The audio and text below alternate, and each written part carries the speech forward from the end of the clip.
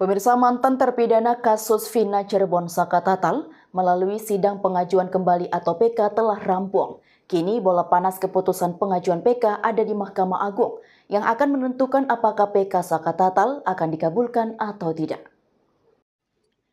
Sidang peninjauan kembali atau PK kasus kematian Vina dan Eki yang digelar di Pengadilan Negeri Cirebon telah rampung pada Kamis kemarin. Sidang ini dipimpin oleh Ketua Majelis Hakim Rizka Yunia yang berakhir sekitar pukul 15.00 waktu Indonesia Barat. Sidang PK kasus Vina yang diajukan oleh pemohon Saka Tatal berakhir setelah mendengarkan keterangan dari Muzakir, saksi ahli pidana yang menghadapi penolakan terhadap novum yang diajukan. Perdebatan sengit antara tim kuasa hukum dan jaksa penuntut umum mengemuka dalam sidang yang mengulas kembali putusan terkait kasus kematian Vina dan Eki. Sidang peninjauan kembali ini merupakan langkah hukum yang diajukan oleh Saka Tatal untuk menilai kembali putusan sebelumnya terkait kematian Vina dan Eki, sepasang kekasih yang ditemukan tewas di Cirebon pada tahun 2016 silam. Sidang ini menghadirkan Muzakir, seorang ahli hukum pidana, sebagai saksi dari pihak pemohon. Muzakir menyampaikan bahwa terdapat kekeliruan dalam putusan pengadilan sebelumnya yang perlu diperbaiki melalui PK. Dalam keterangan yang disampaikan, Muzakir mengungkapkan adanya dosa-dosa atau kesalahan dalam putusan yang mengarah pada pengadilan, menyebut bahwa kasus ini perlu ditinjau kembali. Penjelasan ahli pidana ini menambah kompleksitas kasus yang telah lama menjadi sorotan. Satu mengatakan dicelurit, yang satu mengatakan retak. Itu dua hal pembukti yang berbeda. Nah, oleh sebab itu kalau dia mengatakan bahwa itu adalah motif pembunuhan berencana, itu agak sulit untuk bisa diterima. Karena apa? Ya, karena perbuatannya tadi bisa kemungkinan terjadi akibat kematian, bisa juga tidak.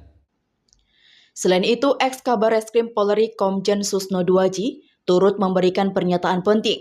Dalam pengalaman puluhan tahun dalam dunia reserse, Susno Duaji menyatakan secara terang-terangan bahwa kematian Vina dan Eki adalah murni akibat kecelakaan lalu lintas tunggal, bukan hasil dari pemerkosaan ataupun pembunuhan seperti yang didakwa sebelumnya. Susno Duaji menegaskan bahwa hasil penyelidikan dan penyidikan tidak menemukan bukti yang mendukung adanya pemerkosaan dan pembunuhan dalam kasus tersebut. Amat gitu, untuk menentukan peristiwa itu kecelakaan lalu lintas.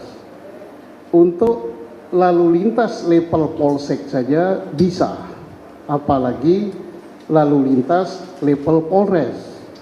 Itu udah benar menurut saya.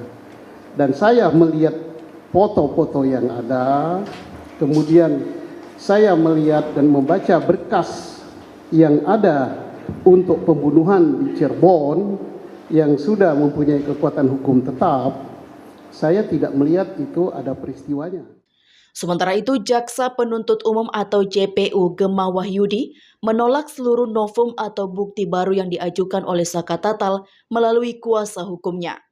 Dalam keterangannya setelah sidang, Jaksa Wahyudi menegaskan bahwa meskipun terdapat bukti baru yang diajukan oleh pihak pemohon, bukti tersebut tidak cukup untuk membatalkan putusan sebelumnya.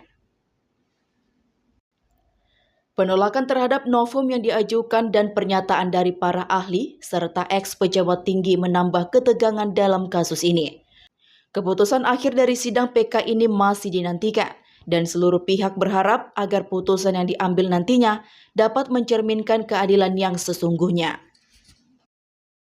Kebenaran akan terungkap ya, tentu saja kami juga ingin tahu ceritanya seperti apa sesungguhnya, tetapi sesuai dengan fakta-fakta yang kami yakini sampai sejauh ini, kami tetap berkeyakinan bahwa kejadian ini adalah kejadian pembunuhan, bukan kejadian kecelakaan lalu lintas tunggal seperti yang disampaikan oleh pemohon PK. Seperti itu. Apakah tetap menolak 10 novum yang diajukan?